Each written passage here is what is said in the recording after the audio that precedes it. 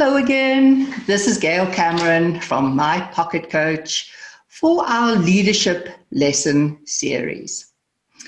And with us today, we have one of the top women leaders in banking in the world. I'd like to say a very warm welcome to Keabetswe Pheko-Moshagane, who is the CEO of Absa Botswana. Welcome, Keabetswe. Thank you, Gail, for having me in your leadership series. It's wonderful to have you here.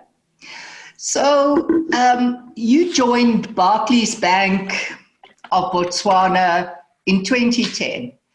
And as the head of core banking and telecommunications industry experience, you've held the position of head of technology, overseeing the execution of numerous initiatives to ensure a stable business environment. Promoted to COO, Keabetswe has been instrumental in driving transformation and cost-saving initiatives that have contributed to the overall performance of the bank. Qualified with a Bachelor of Arts in Information Technology, specialising in IT management and business application from Tshwane University of Technology, Keabetswe also has an MBA with Mancosa and has attended several leadership development programs, including those from Stellenbosch University. Keabetswe, it is wonderful to have you here. It is my pleasure to be here with you from my end, Gail.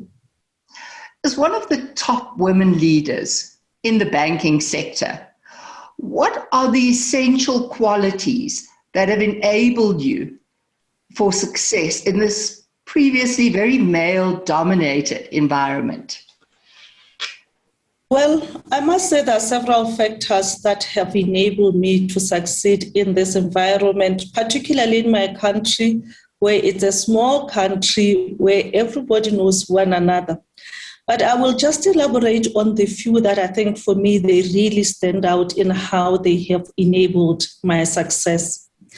I think first and foremost, my ability to strive to tackle challenges head on and lead by example in the change that I want to see has really helped me in leaps and bounds to be who I am. The second aspect, women who progress in such a male-dominated industry are found to be extraordinarily strong, capable, and resilient. And for me, if I look at these three capabilities, they were instilled in me from a very young age. Growing up in a household of 7 girls, no brother, I had to learn at a young age to fight my own battles and sometimes my sister's battles at school, as well as in the family gatherings, because we had no brother to run to. And trust me, Gail, some of those battles I've lost dismally, and that built resilience. Some of those battles I had to go back, recoup, and come back, and that built capability. And lastly, they build resilience, that you have to fall hard, but what matters is to stand up quickly and move forward. And if I move on to the third aspect as well that I believe has contributed is the ability that women can multitask. And I think for me, what usually comes out clearly with that multitasking is the ability to quickly define what is within your control and what is outside your sphere of control. And the minute you start focusing on what is within your control, you then become more adaptable, more agile as a leader to recoup your troops, to rally behind you and focus on the things that can help you achieve your end goal. So I think for me, when I look back, those are the three. But I think it wouldn't be fair not to mention the leadership style. I think the higher you go, you need to keep on refining your leadership style. But so far, I think my leadership style of being a servant leadership has really worked well for me. And my simple definition of servant leadership, it's borrowed from Robin Sharma, a leader without a title. So for me, I always say, as a leader in this industry, or any industry for that matter, you cannot survive if you don't value relationships, if you don't choose to be intentional how you engage with your team, how you motivate them, and ultimately become their servant, as opposed to thinking you are a leader and by the virtue of your title, you know everything. So to me, I think those are the 4 aspects that I believed have enabled me to be where I am today. That's wonderful. And thank you for sharing that with us, Keabetswe. So we understand your background was, essential in molding your character and creating resilience. But how have you built confidence and resilience in your career? I think confidence and career is one thing that will keep on having to rebuild as you change roles, because your level of influence and engagement changes with the role that you fulfill. It also changes with the stakeholders before you. So for me, I think I've always have a very analytical mind. And in putting forward my views, my perspective in different forums, I used to use facts, or rather data-driven facts, which to other people will come out as strong and being sharp. And I remember when I started my leadership journey, I had this colleague that every time when I put forward my facts like that, he will just turn around and look at me and say, Kebi, you don't have to be emotional. Calm down. Gail, that will kill my confidence completely. And I will retract even from the point I was trying to put forward. But because I knew this colleague was a male, one day I decided to share my experience around this with my father. And he taught me a simple trick. He said, next time he does that, my girl, recollect yourself, look him in the eye and say, as a woman, I'm allowed to be emotional, especially when I'm passionate about the point I was making. Therefore, back to the point I was making, today, I still remember the face of my colleague when I did that. He literally lost words. He was so disorientated. And I continued with that. But I think the key thing I'm sharing the story is that built my confidence to the next level. It earned me the ability to earn my seat around the table and put forward my arguments, and being okay to fight back when somebody pushes my femininity around to crush the point I'm trying to make. And then with regards to resilience, I think the reality of the matter is you need to be aware that your resilience would be challenged all the time as an individual. And there's a saying that says, the lion who breaks the enemy's ranks is a minor hero compared to the lion who overcomes himself. And my takeaway from that is every challenge that I overcome in my career, and I've overcome many, it has to set another standard for me to readjust my mind, then push through what I'm capable of. And I appreciate that as a human being, I'm capable of much more, and I will never know it until I've been pushed into that corner. And that's how I build my resilience. It's through this tough moment that I reflect and say, what did I learn? I love that, baby. And I love the words of wisdom from your father. And also the fact that, you've realized that being a woman brings very different but very special leadership qualities to the forum. And, part of that is using our emotionality to understand people better, read their body language better, to be more articulate as communicators. So it brings diversity of leadership, which is what you bring, which is awesome. Thank you. So describe a difficult time when you found things really hard to get through, and how did you stay motivated? Yeah, and I'll take a recent example, which now I think it's about 3 years. I think my journey to my current role would always be so far one of, I think, the gruesome moments I've ever went through in my life. At one point, I wanted to give up. And I often share this story because I think sometimes as women, we retract too early. So the way this process was difficult for me, Gail, there are several factors to it. I think initially the fact that I did not apply for the role, I was just told to share your CV based on your previous historic performance and your talent information. Probably looking back, I prepared for the interviews, but I did not prepare psychologically. And secondly, it was unfortunately a few days after I've just lost my baby girl at 7 months pregnancy. So it didn't really make sense. Why do I go through this process that makes me feel like it's about breaking me as opposed to building me? And as I went through that, I think there are a few things that I had to go into and look deep in terms of the motivation I can draw from. The first thing was my family. Just thinking of my boys is the opposite now. Growing up as a child family of girls, now my house is full of men.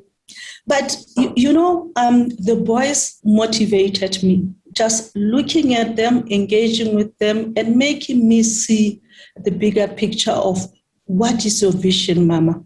What is your purpose? Why did you drag us from South Africa back to Botswana? Was one point that I had to drive motivation on.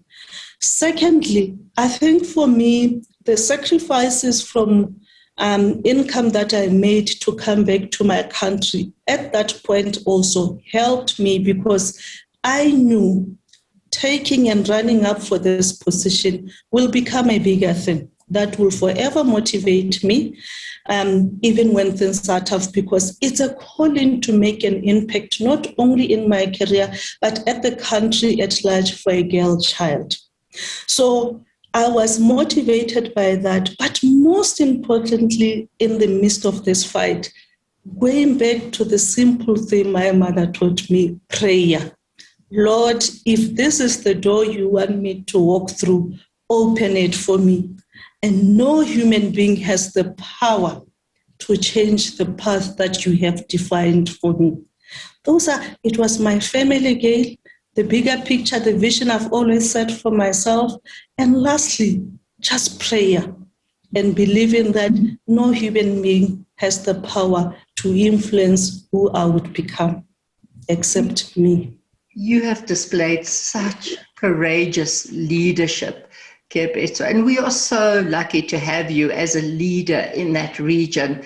And I hope that this reminds all the leaders who's watching this, is that we don't know, especially in COVID, what is going on in people's lives. And there, Keabetswe was talking about losing her baby and having to go for these, grueling interviews. So the courage that it must have taken to get through that. So let us also be mindful of the people that we lead and what they may be going through and suffering in their personal lives.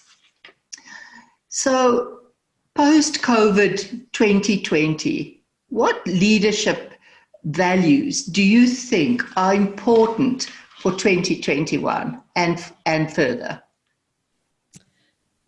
Gail, when they say what you go through often in life prepares you for the next steps, one of the things, to the example you've just given, being expected to show up go through the interviews when I've lost my baby. Sometimes my BP was as high as 200 when I was getting into those interviews. And I remember sharing to another woman like me who I thought would her immediate response was, "You want to be Jennifer Lopez, be prepared to dance like one." You know, when COVID hit us, the first thing that I had to acknowledge that one needs to show as a leader or in your leadership values was empathy. Because as a result of this pandemic, we are leading in times where probably the people we lead, including ourselves, has been hurt beyond measure. People have lost their loved ones, and they've never been able to even go mourn or bury them. And to me, it was easy to draw on this. It was painful, but it was easy to draw upon this to say, I lost my baby girl, but I went through this. And that taught me empathy, the empathy that I expected from people to give me. I now have the opportunity now to show it to my colleagues as I lead them. Hence, for me, empathy will be number one. The second aspect would be appreciating and acknowledging the fact that people are your greatest asset. I had the best strategy, best vision that I've just communicated to the entire workforce in Q1 when COVID hit us in March. But that strategy could not execute itself. That strategy could not say, how do we adjust this strategy to survive the pandemic before us? It was people. So the second thing as a value in managing through this type of pandemic and crisis is to acknowledge your people are your greatest asset and engage them, value them, appreciate them, carry them with you. Thirdly, I think is authenticity. How authentic can you be as a leader? Because in this crisis, we go through emotions. I lose people. Just this morning, I was standing before my client. I got an SMS, checked it. I'm told somebody I know very well has just passed on. It's in moments like that that I can choose to camouflage or I can choose to be genuine. And I believe when you are authentic and genuine, you are going to connect with people at next level. And this is what people need in leadership, given what you are going through. Because I could stand there and say, I need a moment to share a tear. And then I came back. I'm being human.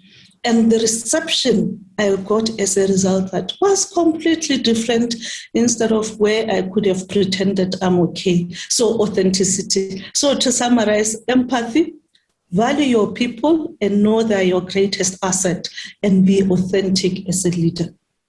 That's so important, Keabetswe. And I recall in one of the coaching sessions we had, you had just gone to a branch for a visit and your people were there and you stopped and you spoke to each and every one and you said, please don't hesitate to come to me if you have a problem and don't forget to call me if you need me. You know, it's those moments of being authentic and in just relating to people, which is such an important aspect of leadership. And of course, it is all about servant leadership. So well done for that. So, I'm just going to ask you, how do you foster motivation in your team in a world that seems to be working in isolation and online? You know, when the pandemic first broke, the easiest thing would be to dwell on the challenges, to dwell on the impossibilities that we were faced with.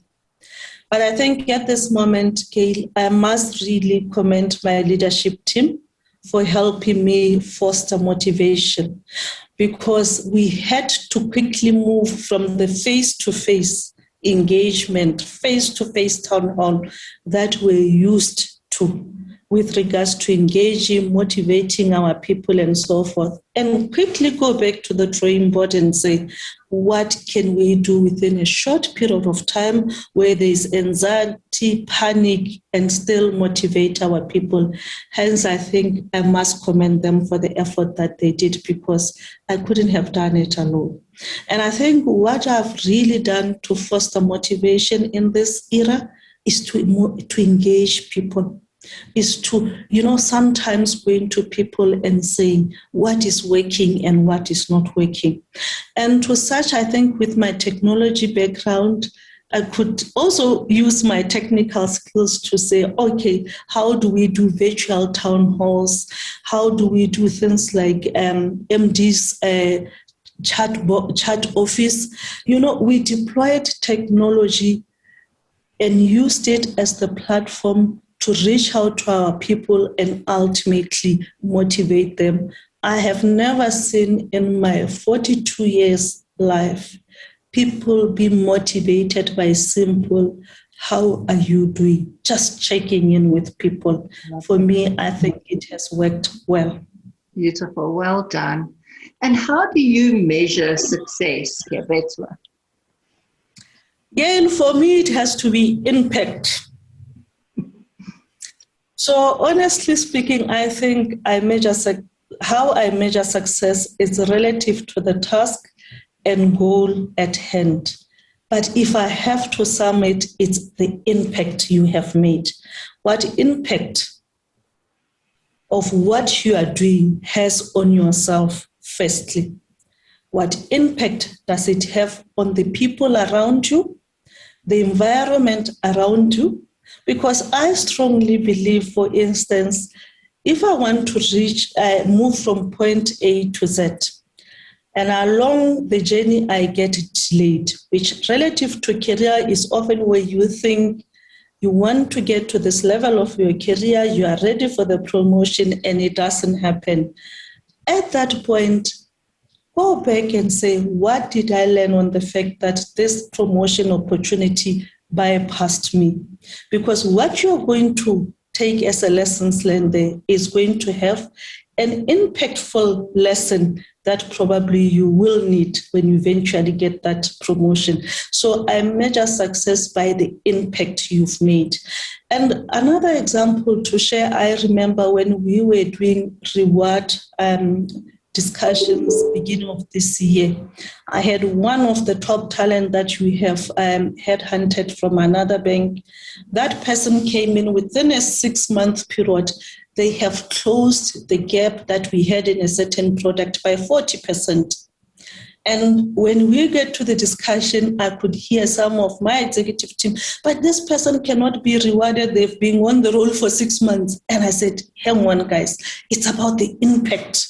You can have somebody for 10 years, but what impact have they made? So I measure success by impact. Beautiful. What is the one thing that you'd like to build on from 2020? I once came across one of the podcasts that was talking about the two commodities that we have as human beings. And pardon me, I can't remember who was the person. But what she said was, as human beings, we have two commodities to our disposal: change and time. And we all become the products of how you spend your time and how you respond to change. So if there's one lesson in 2020, is the fact that change is inevitable. Problems are actually avenues to our next discovery. And how you respond to change will influence who you become and what you achieve and the legacy you will leave behind. Beautiful. So who is your favorite leader and why? No, for me, there are many, but I always say this, and I'll tell you why I always pick him. I know he's a famous leader, probably half the world, we admire him. It's Nelson Mandela. But for me, it's from his mantra of, it always seems impossible until it has been done. Who would have thought a girl like me from a modest family, government education, would be sitting here today, Gail? And the reason I also respect this man is that despite all that he went through, he did not lose his humanity. He still, after 27 years in prison, had the ability to be human, and secondly, never let anyone distort his ability to empathize with people, even those who have wronged him. So to me, I think of the many leaders, I always take that, because that saying, it really also is also one of the mantras where I pull motivation and self-drive from. The dark days where I would simply say, but come on, you think it's impossible, it can be done, you can go and win that client. So to me, it's Nelson Mandela for that reason. Thank you so much, Keabetswe. And indeed, he's one of my favorite, all-time leaders. And how lucky we were, to have him in Africa. And it's just so beautiful to also remember, his leadership and the way in which he conducted himself. Thank you so much for being on our program and for not only sharing about your experience, but your wisdom, which we really appreciate. And we wish you everything of the best.